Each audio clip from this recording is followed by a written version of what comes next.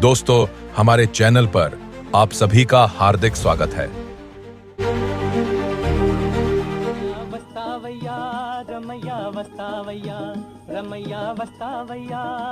1955 में आई Shri 420।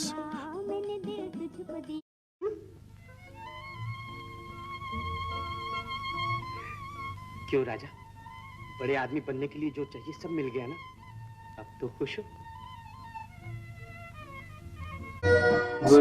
House number 44। वही गम है। मैं सेठ, मेरी सूरत तो देखो, क्या मैं चोट दिखाई देता हूँ?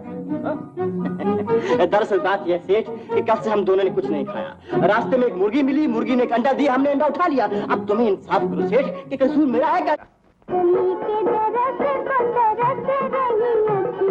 दिक्कत? जी हाँ दिक्कत। वो क्या? कानून की गिरफ्त से छूटकर वो भला आदमी शोभा की मोहब्बत से गिरफ्तार हो गया।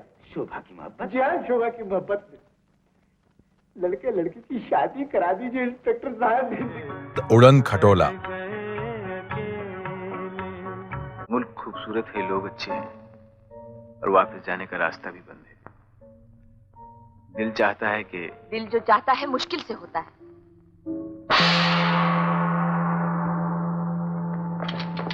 ले जाओ। क्या मैं रहम की दरख्वास्त भी नहीं कर सकता? नहीं। मुनीम जी। जीवन के सफर में राही मिलते हैं। आपके सुंदर कंठ को सुशोभित करने के लिए उन्होंने ये उपहार भेंट किया है। ब्यूटीफुल है।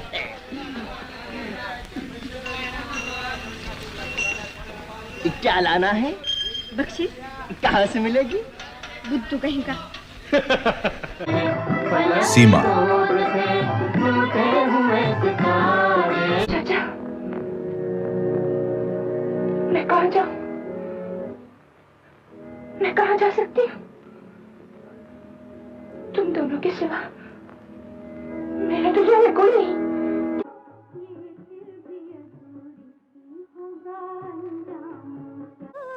देवदास। अरे तू रो रही है पारो? नदी में कितना जल है, कहीं इतने जल से भी मेरा कलंक न धुलेगा? तुम्हें ऐसी बात नहीं करनी चाहिए। मैं तुम्हारे लिए सब कुछ कर सकता हूँ, लेकिन किसकी यादों में मर गया जी। Mister and missus 55। जी। तुम यहाँ कैसे आए? मैं रमेश का खत ले आया था।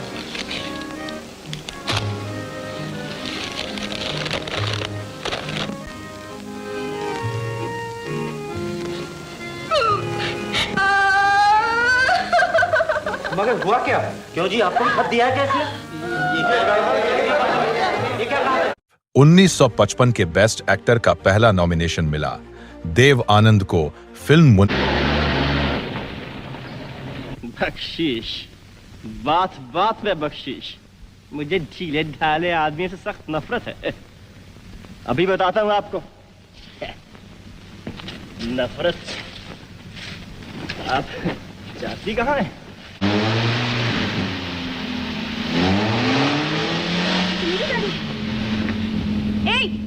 ए आदमी, अरे गाड़ी रोको। कैसा आदमी है ये? 1955 के बेस्ट एक्टर का दूसरा नॉमिनेशन मिला भारत भूषण को मिर्जा गालिब के लिए। नहीं तो वो सब तो उससे कहा था जो उस दिन आया था। मेरी तो आपने तारीफ ही की, बल्कि मेरे लिए मुझे से लड़ गई। बात लड़ाई तक रहती तो अलग थी। मैंने तो आप 1955 के बेस्ट एक्टर का फिल्म फेयर मिला दिलीप कुमार को फिल्म आजाद के लिए। तू बता कि तू कौन है और मुझे यहाँ जंगल में क्यों लाया है? अरे वाह, सूरत शक्ल से तो पढ़े लिखे जान पड़ा था, पर शरीफ आदमी से बात करे कि तनिको तमीज नहीं। जो लोग जंगलों में आवारा फिरते हैं उनकी भी कोई इज्जत होती है? मुल्ला अमृतसर की सफेदी का तो कौनो ख्याल करो। सूंगी ही नहीं थी, बेहोशी का तो सिर्फ बहाना किया था। बहाना किया रहा? बहुत होशियार छोकरिया हो तुम, बहुत होशियार। तुम हो कौन? डरा नहीं, हम तो हर मददगार हैं, दुश्मन नहीं।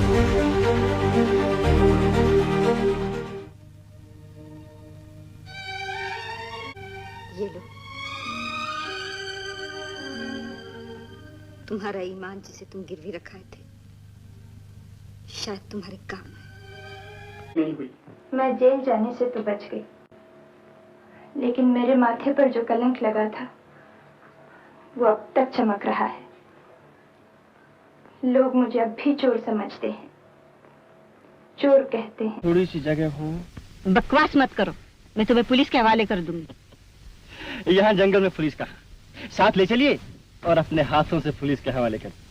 बड़े होशियार बनते हो, दफा हो जाओ, मैं अकेली चली जाऊंगी। अभी आपकी जाने की उम्र तो नहीं है। खैर,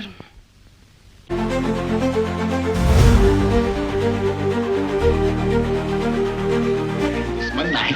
आखिर ये क्या पहली, ये ढोंग क्यों नचा रखा है, बताओ।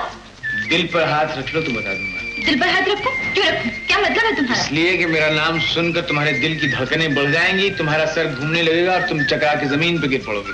ऐसे ही कोई सुरमा हो तो बताओ जरा, मैं भी देखूं मुझे क्या होता है। अच्छा, तो समझ जाओ फिर, थाम लो दिल अपना, मेरा नाम आजाद है। आजाद? हाँ, आजाद। वही लुटेरा जो दुनिया भर में डाके डालता फिरता है? हाँ, कुछ लोग ऐसा कहते हैं। पल्ले दर्जे के बदमाश हो तुम, बीसियों खून किए हैं तुमने। कुछ लोग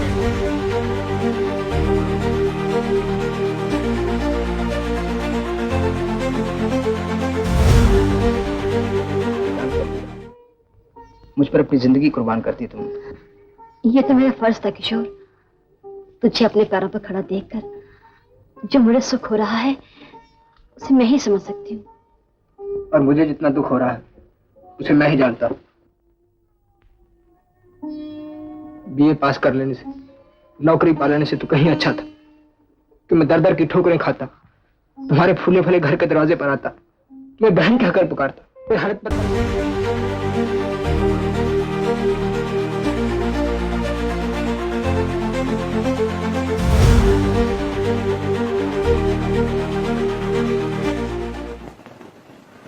पढ़ाई का खर्चा जब तक हो सका तुमने भेजा, अब तुम्हारे बस के बाहर है तो क्या करोगे? उन की शादी में इतना कर्जा हो गया, उसी के बोझ से दबे हुए हो। घर का खर्चा चलाना मुश्किल हो गया है, उस पर हर महीने उनको रुपए भेजने होंगे। पढ़ा नहीं सकते तो हम कैसे पढ़ाएं? सब समझता हूँ विराज, मगर मैंने जो शाहजहां जी के सामने प्रतिज्ञा की है उसका क्या होगा? कुछ भी ना होगा। शालिग्राम अगर सच्चे देखता है वो हमारी तकलीफ जरूर समझेंगे।